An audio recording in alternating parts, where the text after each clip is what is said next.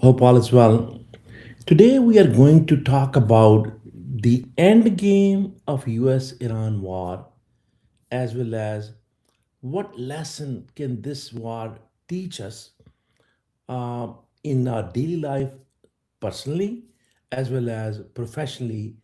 What can we really do different to learn from this war in benefit in our business, and what are the things to do and what are things not to do, because sometimes that is more important to learn from any big endeavor.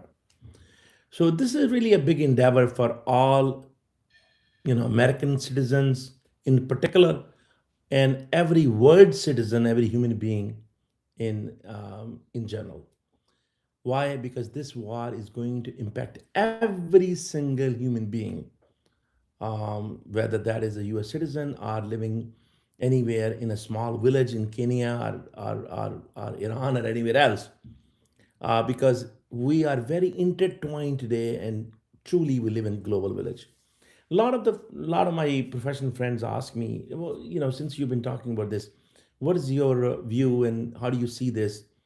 And a lot of our local friends, they don't really have a complete appreciation of different nations and world history or different cultures. And honestly, I would say that most of our media before the social media has been very, very, narrow minded and maybe biased. We have been getting very filtered and biased news from very few media outlets. Now, if we don't want to believe it, that's fine. But really, that is the true belief if you really keep your ears and eyes open. And especially today, when we have this social media and we see all the outlets and we see all what's going on in the world, we can see it better. News has been fed to us in one particular fashion to help certain lobbies. And those lobbies spend literally billions of dollars on this whole news media outlets, and they were mostly predominantly owned by certain group. But now, and that is the same group who was also, by and large, I'm sorry to say, controlling our decision makers, our Congress and Senate, and even the White House. And we didn't realize it. We are a very proud nation, but in that proudness, we didn't really see what's going on behind the scene. But now, when we are looking at the true picture with the social media, I hope we can wake up and understand the reality. And I think we are waking up. And, you know, being ignorant is really your biggest weakness. It's not really a bliss, in my humble opinion. Ignorance is a very big failure. And if you are ignorant and you can call yourself the best and you don't really know the reality, then yeah, you could be best for a short period of time, but it will be very short lived because your ears and eyes are not on looking at all the things which are, you know, hurting you inside the core and really destroying your economy and hence your nation and your morality as well. Why did I say that? Because if you fed if you are fed with certain type of vision and certain type of information, then you naturally make those decisions and thinking that you are doing the right thing and you're on the right path, but unfortunately you might not really know the whole picture.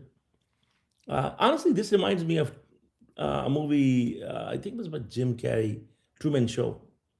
And that Truman Show, really, how Jim Carrey was put in a spot where his entire life was recorded, and all he believed or was led to believe is living. This is the whole world.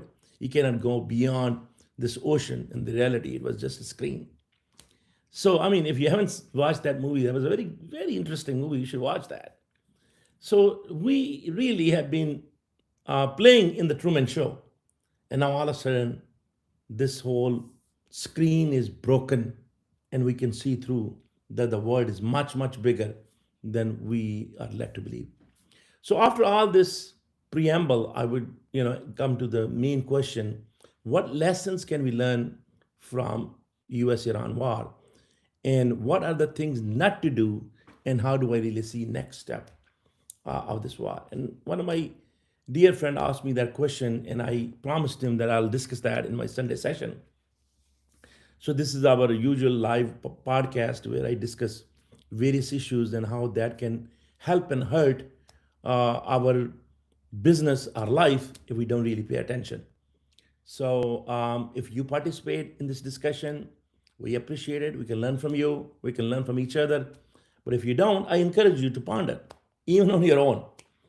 So a friend of mine, dear friend of mine, who is also actually older than me, very professional, very educated, very successful, he was asking me, "Hey, Rich, what do you think that is Iran is going to bow down to all the shock and awe?" Excuse me. And he said, "What kind of people Iranians are, and what do you think? Because you have traveled a lot." He was asking me, and what do you think? Do you think they're gonna bow down and they're gonna really take the deal? And and honestly, I told him in a simple answer that Iranians, if you look at the Iran's history, Iranians have few very unique differentiators and natural protection which nobody else has. You know what those are? Number one, Iranians have really not never been defeated. They have never been ruled. You can check the history. Even if there was a short period of time and that was really passed through and there was a deal made, there was never really a foreign power that actually ruled Iran in the history of Iran. Number one. And that really create a culture and a thought process. Number two, Iranians today are, excuse me, predominantly Shia Muslim who actually follow more closely the martyr of Imam Hussein alayhi salam. Who was Imam Hussein? He was the grandson of Prophet Muhammad, peace be upon him, and he was brutally murdered, brutally martyred in the Battle of Karbala, uh, and he was called upon by uh, people of Kufa. I mean, basically, it was Iran, Iraq was together at that time, and he was, called upon there to, replace or have dialogue with Yazid, who was the son of Amir Muawiyah, was son of Abu Sufyan, and this is really the Umayyad Caliphate. So Amir Muawiyah was the first caliph who actually appointed his own son, and he really created this new controversy in Islam where you could appoint your heir, your son, to as a caliphate. That is not allowed. There was no example in Islam. And matter of fact, Islam came to abolish that whole kingdomship. It was very, at that time's best democracy. So, and secondly, Yazid was really was an oppressor. He was not following the right path, and he was oppressing people. And that's why Imam Hussein al-Islam stood against him. And believe it or not, Imam Hussein made a claim that either you will let me have a dialogue with him, excuse me, or you will uh, have to really kill me because I am not going to bow down to Yazid. So Imam Hussein al-Islam, traveled with his whole family. There were 72 or so people, including children and women. So he didn't come to have a fight or war. He came to have a dialogue with Yazid, a civil dialogue, because who comes with the family to have a war, especially with the infants? So he came to have a dialogue and he came to settle there and have a dialogue. But unfortunately, Yazid did not want to have a dialogue because he was a liar, he was oppressor, he was afraid of him. So he basically, sent his force to stop him before he comes to his headquarters or so far.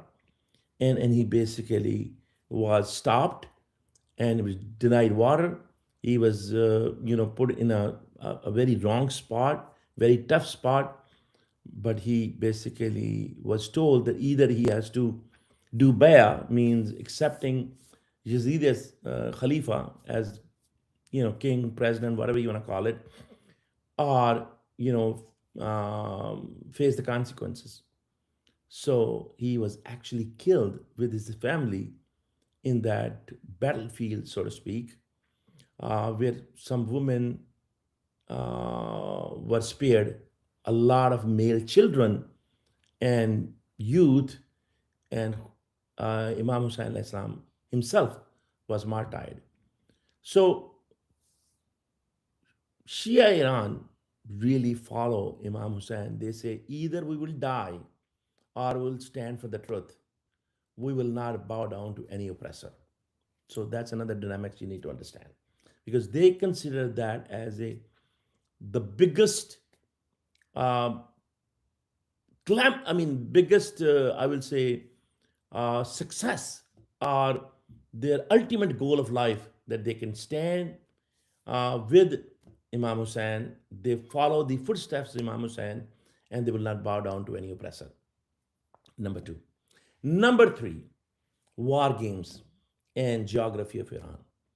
Iran has the deepest mountain in the world, and hence they have their tunneling system. Iran is known for war tactics, trenches, and tunnels. If you don't know the history of Iran, then please go look. These were the people who taught the different nations how to have and how to develop new war tactics, and how do you really prepare yourself for the war.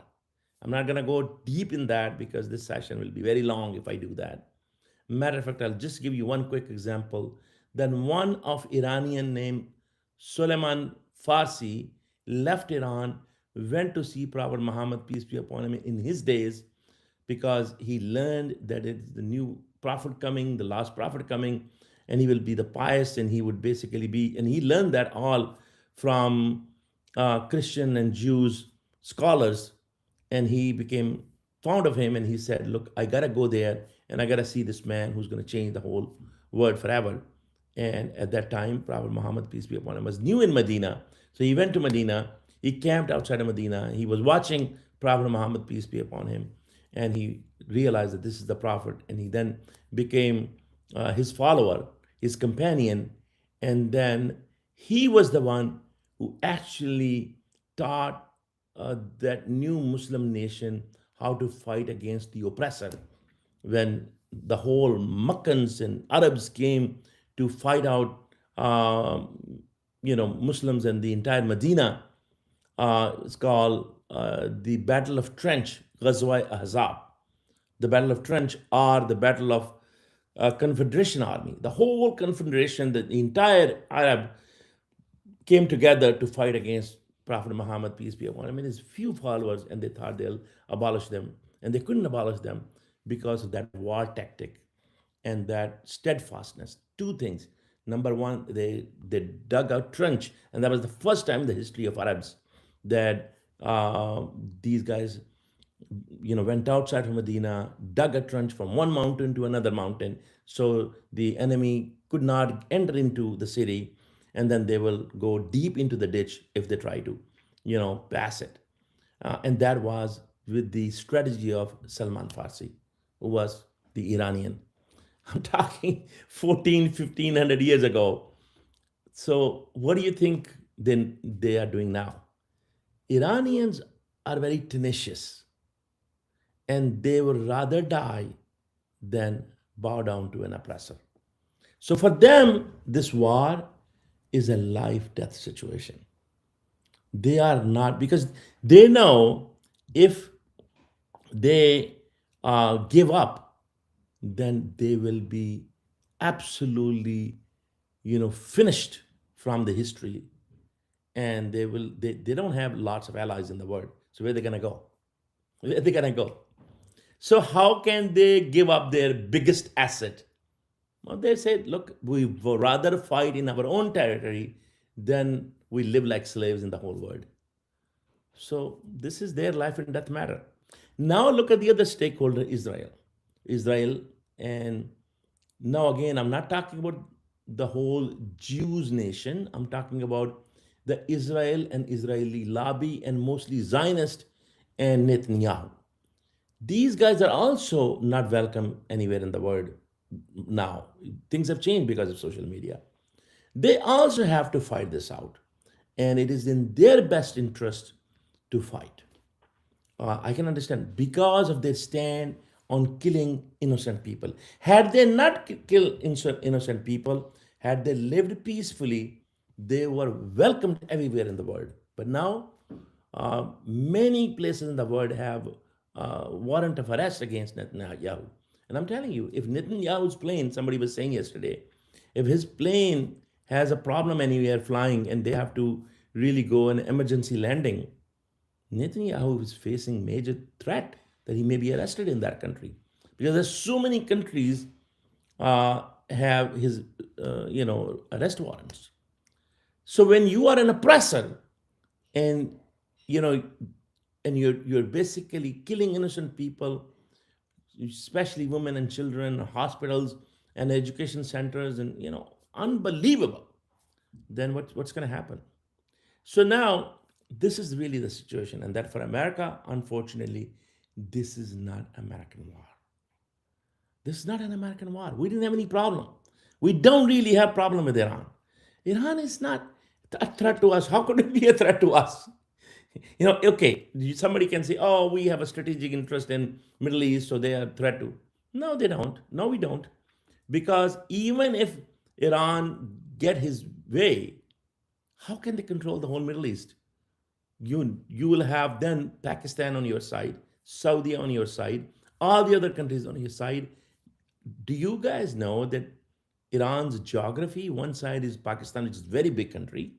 The other side is Afghanistan, another very big geographic country, very small population, but very, very big, geographical country. Then you have China and Russia on the other side. But and then again the Middle Eastern states, which are all under the control of sort of United States. So we have zero threat. Matter of fact, we could have build a very good economy and boost of economy of all these countries if we would have not sided with it, with Zionist lobby. Zionist lobby really have us, really a big impediment on U.S. economy. And honestly, if U.S. economy is going to go down, Zionist lobby will be, in the long run, be responsible for that. And whether we believe it or not, whether we close our eyes or open our eyes, we are declining very fast. This war has increased the decline of United States economy. We already had a challenge and a challenger in terms of China, but now we accelerated our failure, unfortunately. And we're not realizing it. And it's going fast. Sooner we realize that, sooner we can end this war and put end to this naiveness, because this naiveness is not only costing billions and billions of dollars or hundreds of billions of dollars, maybe close to over $1 trillion. It's not just that. It's not money only.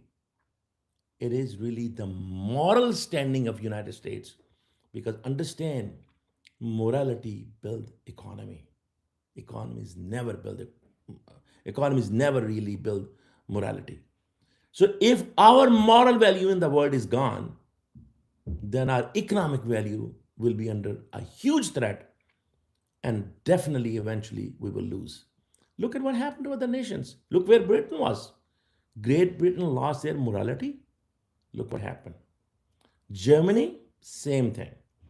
You take any, Japan, same thing. When you are an oppressor, so okay, somebody can make an argument that there are war economies, and in a war, Second World War, American economy really got boosted, and same thing will happen again. I'm sorry. That was when we were at the rise and we were the only rising power. And we were also not actually the oppressor.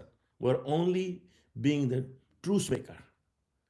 But when you are an oppressor, look what happened in Vietnam. Look what happened in Iraq. Look what happened in Afghanistan. And look, anywhere we have gone in recent history as an oppressor, it has absolutely not helped our economy, our morality, and our rule of law. It has not helped. And in this case, you are up against the strongest enemy among all that. Vietnamese, you think that was bad? You have no idea how tenacious Iran is and Iranians are. War and tenacity and not taking no for an answer is in there. Have you ever negotiated with Iranian guys? Have you? Do you know how difficult it is to negotiate with an Iranian? Iranians are very proud people and somewhat stubborn too. And they are not the type of people who you can just, who you can threat and convince. Now, this is the same thing happens in our businesses. We need to really see that when we are working with the stakeholders, we really need to carefully analyze our stakeholders and their interest and interdependence. We must be able to understand our stakeholders' interdependence and interest satisfaction or mutual interest satisfaction. Just like we're looking at the interest satisfaction of Israel, Iran, America, China, Russia, Pakistan, all the other countries, you can take every single country and look at their interest. Or sometimes even not the countries, but personalities. Trump has his own vested interest, and he look at his interest far, far ahead of United States interest. He's happy that the market goes up and down because he and his friends make money with up and down. Even Pakistani journal is happy because it really boosts their leadership. It doesn't matter what's going on in their economy. The economy is going down the drain. They don't care because it's all about them. It's not about the country. Whereas I believe in China, it's about the country. And in Iran, it is about their everything. It's about their country, their own well being, everything.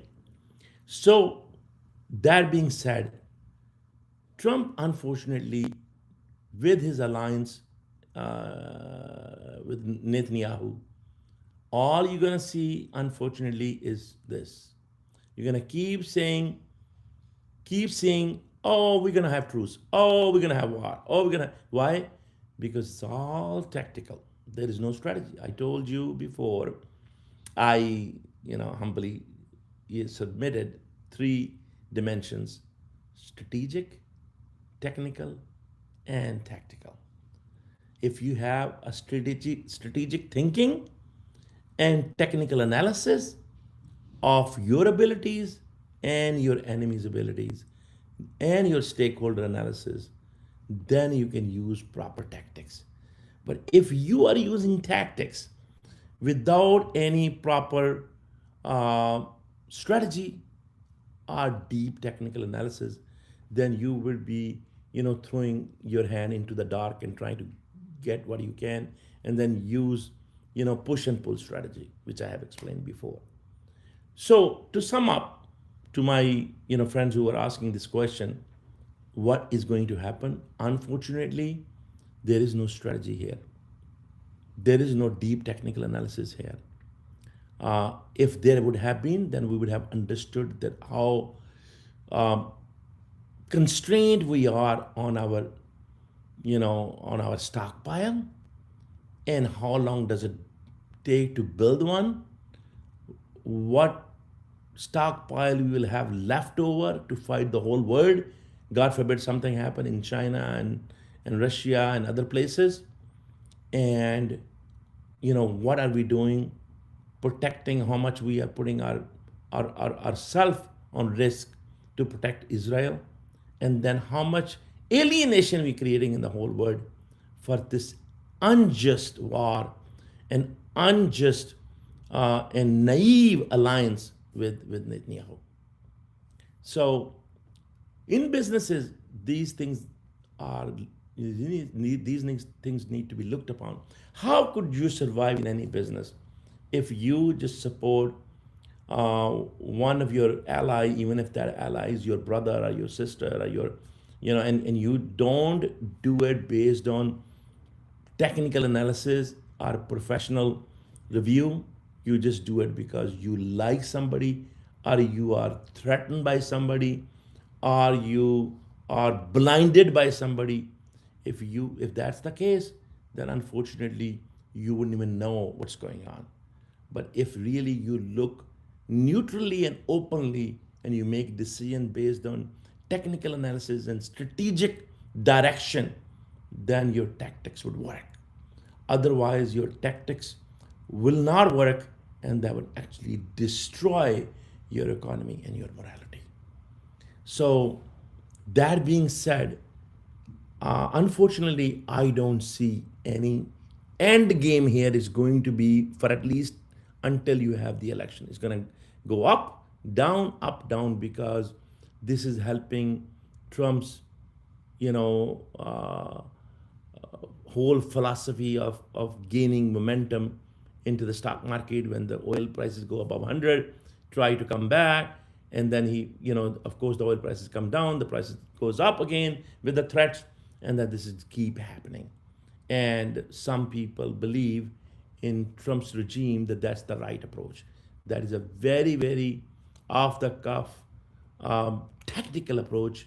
And unfortunately, that approach is in the long term destroying our economy, really putting a big burden of interest rate into people. And look at what's going on with the prices of all type of grocery prices, gas prices, and look at the housing market. You can't really find proper buyers, even though the housing prices markets is down, but the material and labor prices are up. So that's the clear definition uh, of economic destruction. So, if we want to really see the light at the end of the tunnel, then we gotta really step back, and we gotta find a solution. This solution, unfortunately, is not going to be the absolute best tactical solution at this point, but if we are wise and we actually set up some sort of a memorandum of understanding, even though that may not be the best MOU, but it will be far better than this particular situation, because then we have a time to set our strategic direction and unalign and unentangle yourself from Israel, and give the whole world a message that we are working on a just cause, and we want to deal everybody fairly, and we do not want to be immoral in the whole world. We want to have morality as a end goal, and that can happen in our daily life as well as in our businesses, because all these things have a natural flow, and that natural flow goes with strategic thinking and deep technical analysis, and with fairness and truthfulness. And so hopefully you got my view that how we need to understand the Iranians way of life, and we need to respect that, and we need to really move on and have a decent memorandum of understanding, where it's not about winning or losing, but it's basically moving on with giving respect to each other, and focusing on economy and developing economic structure, and not worrying about who won or lost the war. I hope we got some message out of it. Until next time, God bless you all. Thank you.